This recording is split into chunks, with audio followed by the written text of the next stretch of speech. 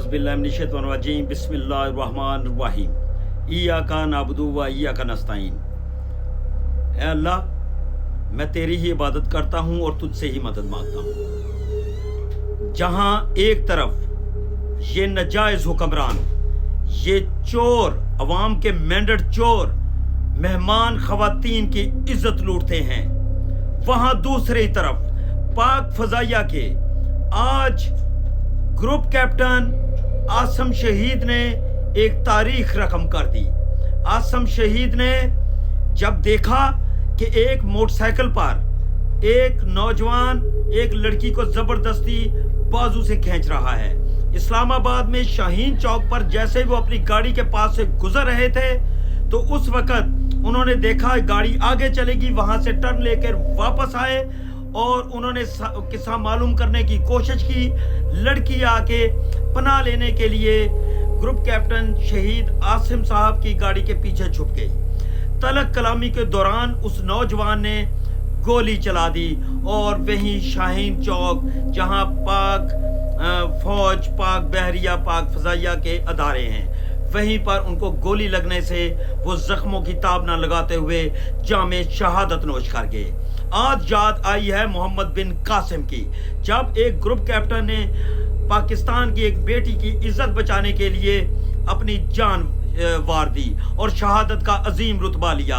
वहाँ दूसरी तरफ हम चाहते हैं कि कैप्टन साहब के साथ जिस नौजवान ने ये हरकत की है, सीसीडी, इस्लामाबाद पुलिस और पाक फौज के अदारे हरकत में आए और उसको कैफरे करदार तक पहुँचाएं। मौत की सज़ा मौत है हमारे दीन इस्लाम में। और वहीं दूसरी तरफ कोशिश की जा रही है, डीआईजी पंजाब ये कोशिश करते रहे कि ये जो गैर मुल्की मेहमान लड़कियां जिनकी 4 दिन पहले इज़्ज़त लूटी गई, मेहमान नवाजी को तार तार कर दिया गया, मुल्क पाकिस्तान की इज़्ज़त को नीलाम कर दिया गया पूरी दुनिया के अंदर, वहाँ वो कहते रहे कि पुलिस ने लड़कियां बाजियाब कराई।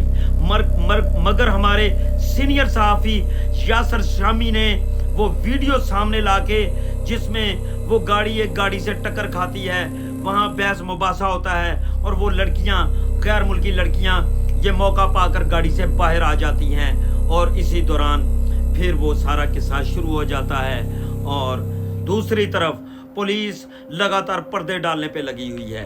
अगर ये लोग गैरतमंद होते, अगर ये लोग अवाम के मैंडेट से आए होते, इनमें इज्जत का जरा बराबर भी होता, तो इसहाक डार अपने नवासी की वजह से जब तक केस चलता है, कम से कम जब तक केस चलता है, ये खुद को रिज़ाइन कर लेते, क्योंकि वज़ीर आला मरियम नवाज साहिबा का भी ये रिश्तेदार है, इसलिए वो भी अपनी वजारत आला को उतनी देर तक मुस्ताफ़ी हो जाती, चार्ज किसी और को देते, आज़ाद तहकीकात होती, दोबारा आके चार्ज संभाल लेते अगर ये बेकसूर होते।